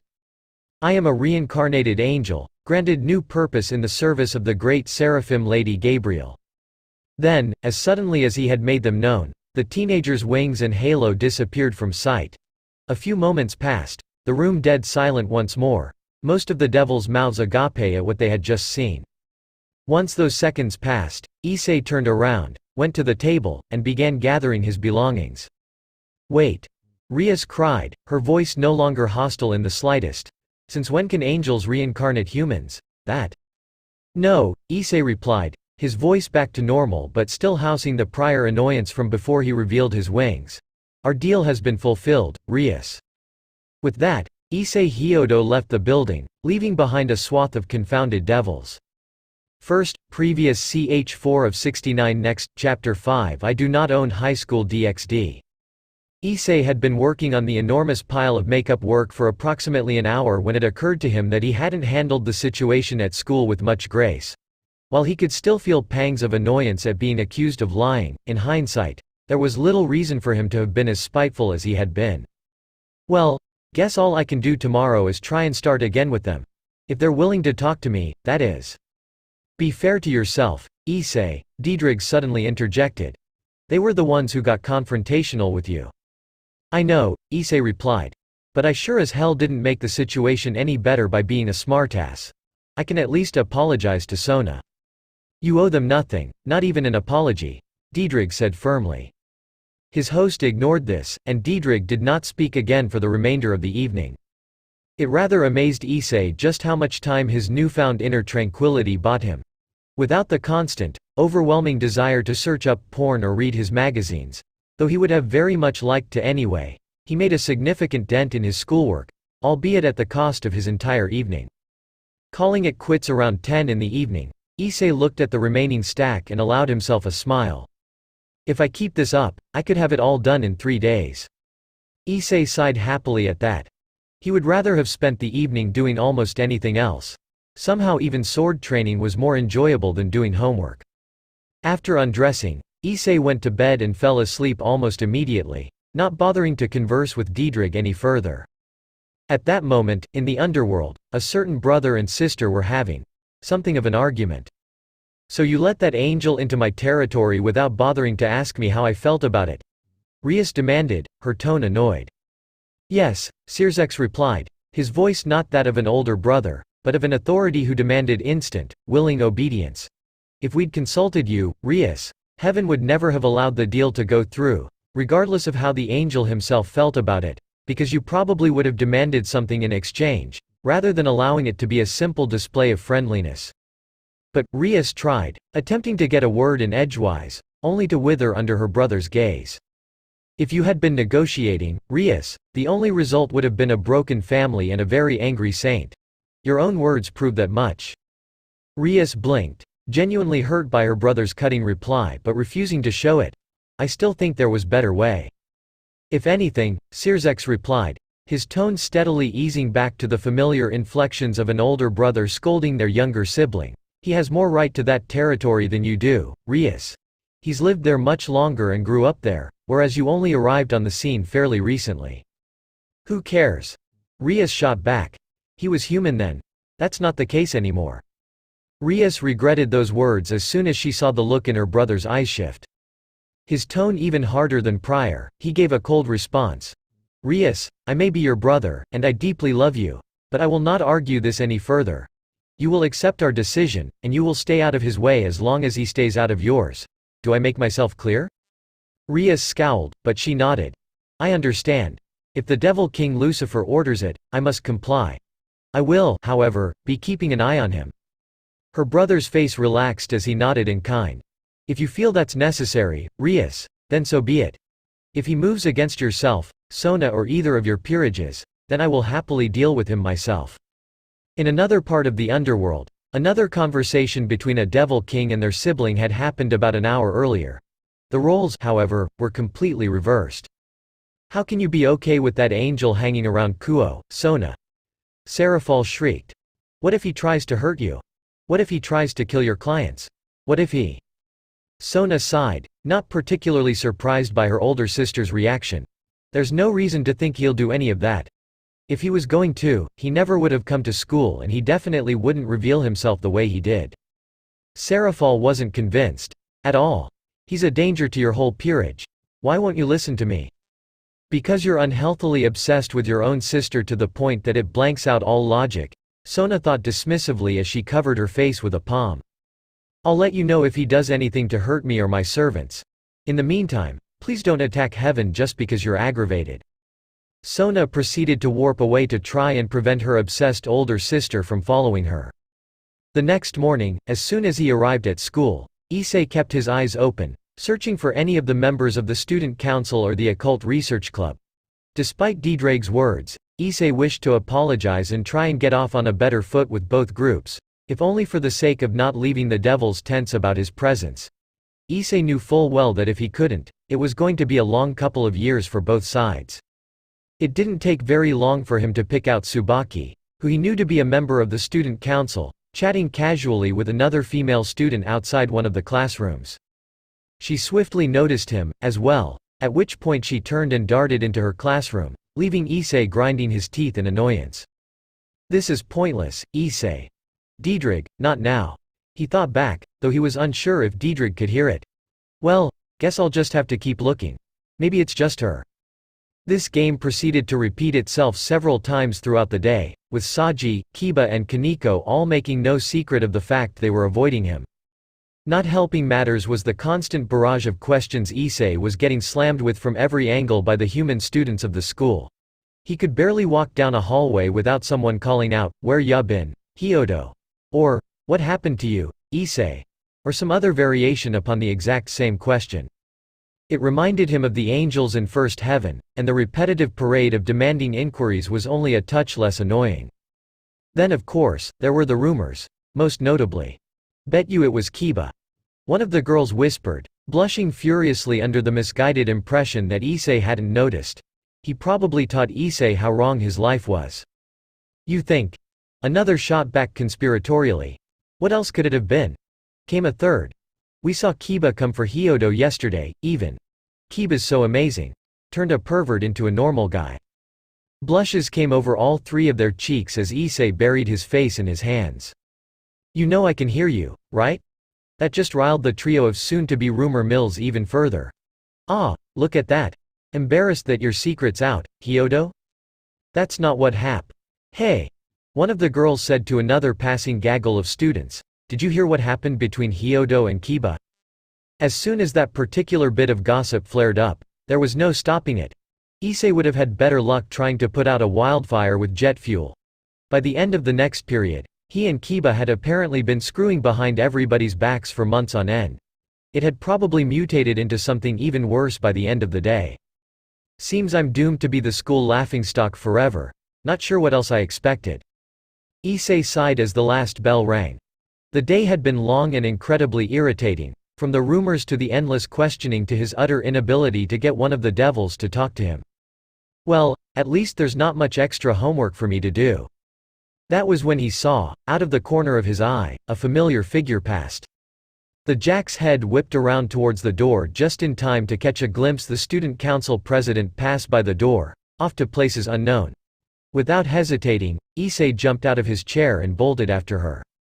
"Sona." The black-haired devil stopped as soon as he heard her name, but it took a second or two for her to turn around. When she did, her expression was somewhat guarded, and her words were the same way. "What is it, Issei Hyodo?" "Well, air," Issei said, stumbling over his words. I'm sorry about yesterday." Sona's head tipped to one side. "What do you mean?" We didn't get off on the right foot," Issei said, kicking himself over his lack of planning. Sona, however, raised a hand, cutting him off. "On the contrary, Issei, you have nothing to apologize for. Both Rias and I were unjustifiably hostile with you. If it's not too much trouble, could you meet with the devils of the academy again? Perhaps we could start over?" Issei shrugged. "Sure. When?" Sona blinked, clearly not expecting the relaxed answer, though her tone did not waver. "Right now, potentially?" Issei nodded, and Sona wordlessly instructed Issei to follow her. What did he want to discuss, Sona? All of the evil pieces under both Sona and Ria's command had gathered in the Occult Research Club building's meeting room at a frankly astonishing speed. Issei sat on one of the couches, across from Kiba and Kaneko. Rias, on the other hand, sat behind her desk, a frown carved on her lovely features. "Simply put, Rias, he and I both would like to try and foster tolerance between our groups," Sona explained flatly. "If he's going to be here anyway, we might as well try and get along." "Start over?" Rias said, her tone somewhat questioning. Sona nodded. "Apparently he thinks we ought to start from the beginning, without interrogation." All right, then," Rias said, mildly interested. "Akino, would you mind getting us all some tea?" After Rias Queen had served the tea, the student council president took a seat in one of the unoccupied chairs. She offered Issei a rare smile as she asked, "So, Issei, I suppose we can start off with the question everybody here has been asking themselves since yesterday. How exactly did you become an angel?" Issei playfully rolled his eyes at that. "What happened to not interrogating me?" Before Sona could answer, Issei felt a hand touch and begin to massage his shoulder, sending a pleasant shiver down his spine. Looking up, he saw Akino Himejima's teasing grin. "You might as well tell us right now, silly, because we'll all just ask later if you don't." Issei blushed at this and her touch. He might have been an angel, but he could still appreciate a woman's fi. "Gah. No, bad Issei. Focus." Turning away, the reincarnated angel spilled the truth. "Well, I was reincarnated as an angel by Lady Gabriel. Didn't I tell you that yesterday? Sona shook her head. You told us that, but you didn't tell us how. As Rias asked before, how exactly does that work? I wasn't aware angels could reincarnate humans. Issei sipped a bit of tea before answering. Well, I'm what's called a brave saint. We're resurrected in the service of another angel at that angel's discretion. His arm slipped behind his head. And before you ask, yeah, it's a lot like the evil pieces system. Sonas gave an appreciative hum. How exactly does the angel's equivalent work? What piece are you? The angel's face turned into a half grin. Well, equivalent and piece aren't really the right words. See, where you guys are a chessboard, the brave saints are a deck of cards. So, Sona intuited, each brave saint has a specific card value? Issei nodded, the grin getting wider. Now you're getting it. Any angel who commands brave saints is ranked as a king, just like a devil with a peerage, and that angel commands one of every card from queen to ace. Surprisingly, Genshur Usagi was the next one to speak up. This might seem like a dumb question, Issei, but do the saints have a suit for their cards? Issei shrugged. I know the seraphim each have a set suit. Lord Michael has spades, Lady Gabriel has hearts, Lord Raphael has clubs and Lord Uriel has diamonds. I'm not too sure about the other angels who can use the system. So, Rias suddenly cut in, making every head in the room turn towards her. Her voice was flat, unchanging and revealing neither anger nor friendliness. What card are you, then? I'm ranked as Gabriel's Jack, Issei replied, the Jack of Hearts. For a moment, the club was quiet, and Issei took this as an opportunity to get out a question of his own. My turn. Why exactly were you guys avoiding me all day? Kiba took the question, his voice a formal tone. I can't speak for anyone else, Issei, but I can say that I was personally a bit freaked out after what happened yesterday. Being alone with an angel runs counter to my instincts. Sorry about that. Seemingly encouraged by Kiba's admittance, Kaneko, Saji and Tsubaki voiced similar responses. Issei nodded at each one of them, though he didn't speak until they had all finished. Well, guys, put it this way, I don't want to fight with any of you. Heads nodded all around the room. Kaneko was the next person to question him, in her usual, blunt manner. So why did Gabriel pick you, all of people? Shouldn't you have fallen by now? Issei shrugged. Why'd she pick me?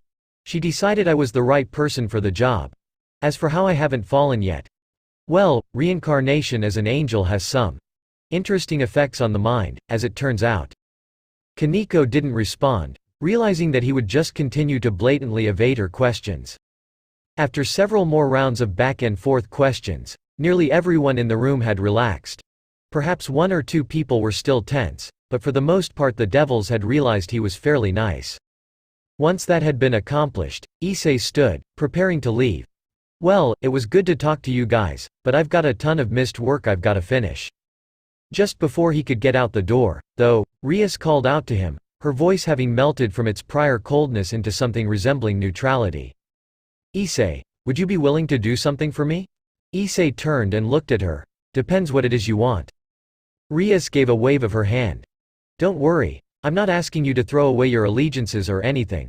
I'd just like for you to join the Occult Research Club. Why would you want me to do that? Rias shrugged. Well, that way we can break the ice a bit further. Issei chewed on this for a moment. Well, put that way, maybe it's not such a bad idea. Issei, despite this thought, ultimately shook his head. No, I know it's a big question for an angel to be associated with devils, wait. What? Rias had plowed on ahead, and it evidently took a few seconds for Issei's answer of point-blank refusal to sink in. When it did, Rias' lips turned downwards in a frown. Why not? Issei's pair of white wings and halos suddenly became visible, the red J glowing on the back of his hand. I'm an angel. I'm not part of your peerage, and I'm not your servant. More to the point, Rias, your brother asked me to stay out of you guys' business. The only reason I came here and answered some of your questions was to diffuse any hostilities before they start. Beyond that, there's no reason for us to get involved with each other. The brunette's eyes flicked over to Sona. And if you were going to axe, no, I won't join the student council, either. Rias took a deep breath, remaining silent for a few moments before responding. If that's your answer, Issei, so be it. The brunette's second year simply nodded, hid his wings again, and departed. "Let me guess," Aquino said after the Jack left. "You wanted him in the club to keep an eye on him?" Rios nodded. "We don't know for sure if he's really here for what he claims. It could be something a bit more nefarious." Or, Sona cut in, her voice its usual deadpan, "You're simply being paranoid, Rios." Rios sighed. "Maybe, Sona, but that's not a risk I want to take." Issei managed to surprise himself once more the next night when he managed to complete the rest of the work, once again by spending his entire evening on it. Looking at the massive pile of work, he felt a trickle of satisfaction run through him. Diedrich promptly proceeded to ruin it, naturally. Was shooting down that offer a good idea, Issei? Issei shook his head, annoyed. Is this a trick question? You heard Sirzex. He said to stay out of their way as long as they stayed out of mine. Yes, but there's no reason to be hostile to the idea of friendliness. As long as you're not stopping their work as devils, are you really in their way? Listen, Diedrich, Issei replied, his voice tired. I just want to get through the last couple of years of school with as little hassle as I can, okay? Joining that club would have just complicated things. I've got enough to worry about already. Your judgment was too knee-jerk, if you ask me. I didn't, Issei shot back. So be it, partner. Issei sighed. Diedrich, can I ask you something? You can ask whatever you like of me. Whether or not I choose to answer is a different matter entirely. Issei frowned at that, and stayed silent for several seconds before finally letting the question out. Diedrich, why'd you talk Lady Gabriel into resurrecting me? Diedrich was silent for a long while at that question, but just as Issei was about to give up waiting, the Red Dragon Emperor gave his reply. I felt you deserved another chance at life. Issei's eyes turned downcast at that, and his voice was low for his next question. Do you regret it? Diedrich's response this time, however, was neither delayed nor what his host expected. Not for an instant. Issei blinked back a tear at that. But why not? You're forced to serve the heaven that took your body away, stuck inside a weak host, and… Stop criticizing yourself, Issei. Issei jumped, taken completely aback at Diedrich's sudden forcefulness. Yes, you are weak, naive, foolish, idealistic and prone to snap judgment. I won't deny those things. Yet you possess a kinder soul than most know and are in a position to grow in strength, possibly more so than any host I've yet had. But if you constantly kick yourself, beat yourself down and tell yourself how weak you are, you will never improve. Your words will become a self-fulfilling prophecy, and you will remain weak. Tears sprung from Issei's face at the dragon's words. You are Gabriel's Jack, are you not? Whatever her reasons for making you such were, you are in her service for the foreseeable future. You know as well as I do that many of heaven's angels doubt you. They don't believe you could possibly serve as a saint because of your past. Prove them wrong. Make them regret ever doubting you. Become the saint that all of heaven is proud to call its ally. Make the angels on the battlefield say, thank God. The Jack of Hearts is here. Do I make myself clear to you? Issei nodded, feeling the embers of confidence within him glow a little bit brighter at Diedrich's words. I will, Diedrich. I will. Issei settled into bed, and fell asleep as he replayed Diedrich's words in his mind. And cut. First, previous ch5 of 69 next.